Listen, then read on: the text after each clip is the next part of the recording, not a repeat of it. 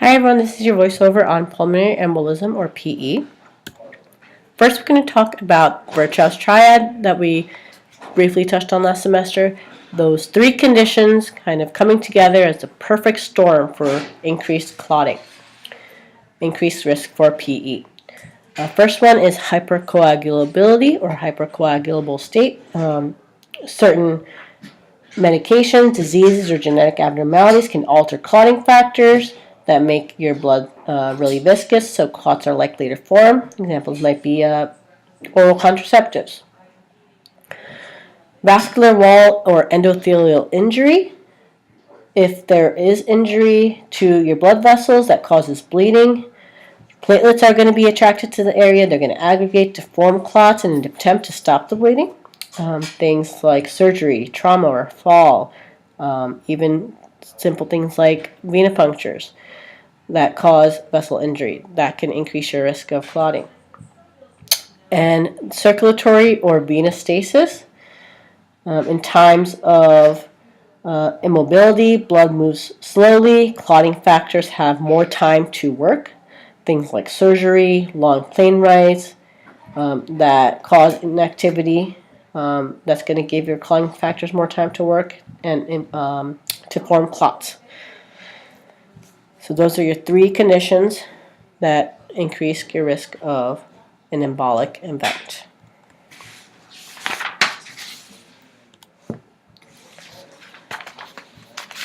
So a PE is a collection of matter, whether it's a solid, liquids, or air, that enters the venous circulation and lodges in your pulmonary vessels. Large emboli obstruct that pulmonary blood flow, leading to decreased gas exchange, decreased oxygenation, pulmonary tissue hypoxia, decreased perfusion, and potential death. And any substance can cause an embolism, but the most common is a blood clot.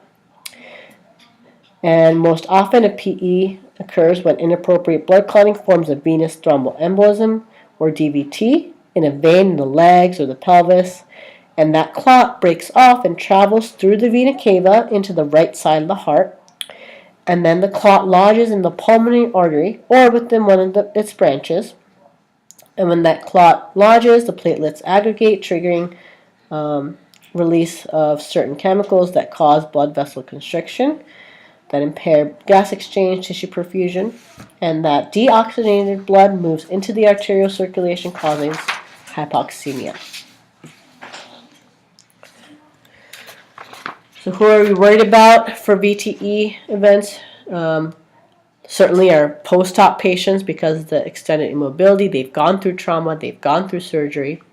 Anything that increases blood clotting conditions, if they have a history of thromboembolism, if they're on estrogen therapy, that increases the levels of clotting factors. Smoking can damage an endothelial lining. People with cancer, that skews the balance of pro-clotting and anti-clotting factors. Inflammation's increased age. They might be more immobile. They might not get enough exercise. That results in venous stasis. So these are all of your risk factors for PE. Again, going back to that Virchow's triad, anything that impacts one of those factors. So what are you going to see in a patient with PE? They're going to be short of breath. They're probably going to have a lot of chest pain.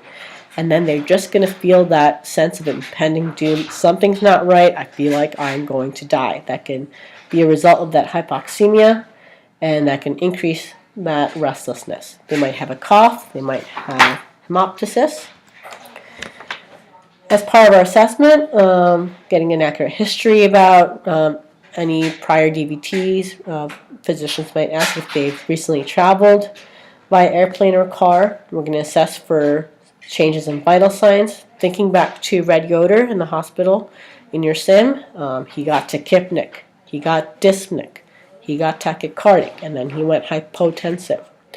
You might also see crackles, pleural friction rub, extra heart sounds, diaphoresis. Your nervous system's reacting to that low blood pressure, that tachycardia, that tachypnea.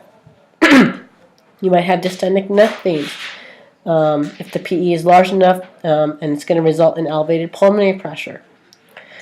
You might have a low-grade fever. Again, it's an inflammatory process. Again, you might desat, causing cyanosis. You might see EKG changes, and you might be dizzy and lightheaded. And as you can see, a lot of these symptoms resemble MI. And how do we diagnose someone with a PE? A lot of these tests are non-specific. We're going to see a lot of these changes, but they might not necessarily be because of a PE. We'll talk about that gold standard hallmark diagnostic test in just a second. But we might look at ABGs for hypoxemia, hypoxia. Initially, they are going to be in respiratory alkalosis. Think about some of the symptoms they're experiencing. They're going to have that increased respiratory rate, so they might hyperventilate. And if you're hyperventilating, you're getting rid of too much carbon dioxide, so you're losing that acidity. So you're going to be initially in respiratory alkalosis. Then eventually, you might, with the decreased oxygenation, you might be in respiratory acidosis, and later metabolic acidosis might result from a buildup of lactic acid due to tissue hypoxia. But initially, you're probably going to be in respiratory alkalosis because you're hyperventilating, you can't catch your breath. But again, a lot of different things can cause that hypoxemia, so it's not confirming. D-dimer we might do that is increased when there is a clot somewhere. It might be positive, but again, it doesn't specifically tell you that it's a pulmonary embolism. We might do a BNP to check dehydration, kidney function, electrolytes. BNP, maybe we're trying to rule out fluid volume overload, CHF, as a cause for the symptoms. We might draw troponins to rule out myocardial ischemia, MI. Again, these are not specific to PE, but we're going to rule out some of the other causes. What we do as a gold standard definitive, yes, the person has a PE, we can visualize it, is a pulmonary angiography, where the pulmonary blood vessels are x-rays to detect malformations, and we use radio contrast to inject into the circulation with x-ray visualization of the lungs. We need to assess for an eye allergy for this, but again, we can visualize it, it's there. That's the gold standard definitive test, pulmonary angiography. We also do CT, a chest x-ray, again, to diagnose other conditions that might mimic a PE, rule out other causes. Again, the chest x-ray, it's not going to show that PE if it's not large enough. We need that pulmonary angiography. In patients that can't tolerate pulmonary angiography, maybe their kidney functions decreased, they can't tolerate dye, we might do what we call a VQ scan, a ventilation perfusion scan. It is a nuclear test. It visualizes airflow and blood flow for evidence of blood clots. It is not as specific because it can only tell you if there's a low, intermediate, or high probability of PE. We might do a TEE to evaluate the heart and valves to see if there's a clot in some of the heart valves. We might do a Doppler ultrasound in the lower extremities to assess for DVT as well as part of our diagnostic testing.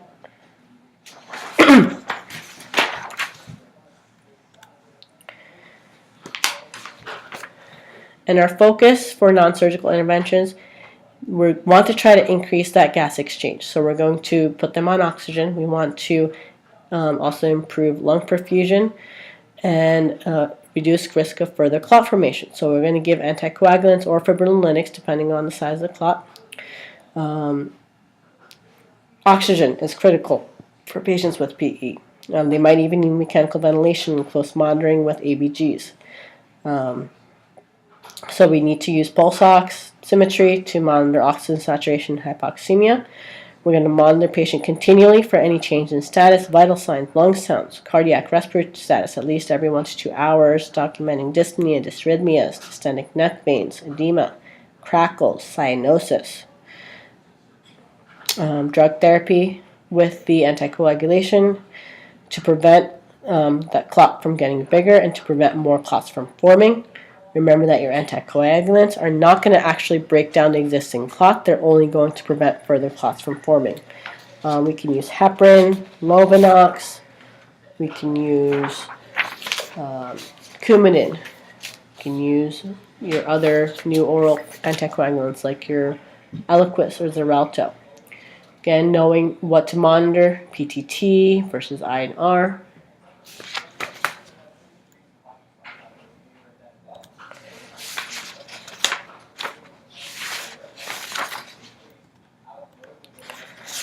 Again, I touched on some of these already, but monitoring vital signs, lung sounds, cardiac assessment. Put them in that high Fowler's position.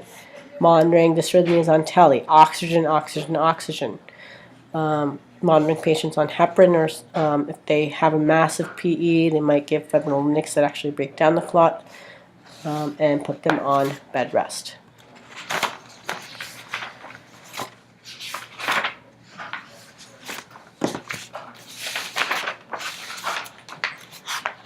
And talking about some of the drug therapy, briefly, because we discussed this in your anticoagulation lecture. Heparin to prevent development of additional clots. Again, it doesn't break down the actual clot. For patients on heparin, we want to make sure that their PTT is about 1.5 to 2.5 times the normal so that they're sufficiently anticoagulated. So when you see heparin, think PTT. And if their PTT is too high, we might need to give protamine sulfate. Again, heparin works kind of in two ways. It activates antithrombin 3 to inhibit thrombin, to inhibit that conversion of fibrinogen to fibrin. And it also, so it activates antithrombin 3, but it prevents factor 10A that helps convert prothrombin to thrombin. So you have that dual effect. Warfarin can be used for long-term anticoagulants. Again, you can use it with heparin, kind of as a bridge, and we want their target INR to be between 2 and 3. Lovenox, we talked about that bridge last semester, allows for that anticoagulation before completely switching over to oral anticoagulants. And thinking back to your fibrinolytics, there's many contraindications before we start that. So make sure you go over some of your anticoagulants like your heparin, warfarin, and Lovenox.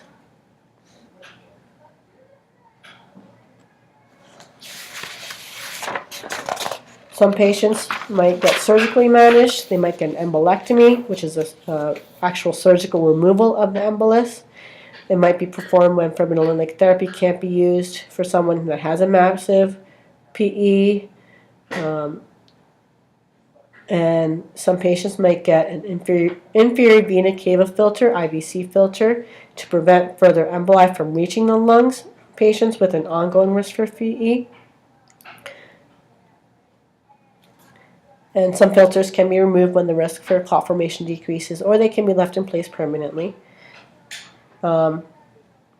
Patients might get an IVC filter if they can't, for some reason, be on long-term anticoagulants.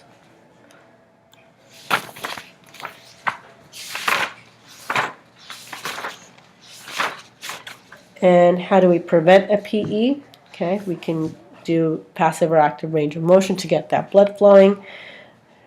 Ambulation as soon as possible for post-op patients. Putting on those SCDs that improves blood flow to the legs. TED hose to maintain normal venous return, especially if they're on bed rest. Same concept with the compression stockings.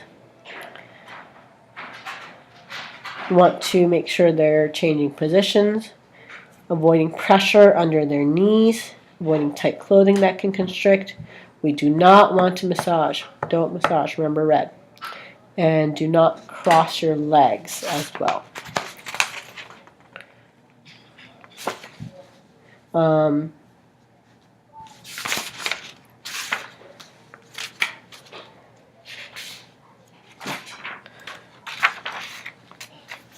We talked about prophylactic anticoagulants. Smoking cessation is important to help prevent vasoconstriction. We're going to prevent vessel injury, and we're going to have them avoid the Valsalva remover So taking deep, holding your breath, bearing down, coughing, and teach prevention techniques for traveling for long periods. So making sure they get up and walk maybe if they're on a long flight. Drinking plenty of water, avoid crossing their legs to prevent stasis and blood clot formation.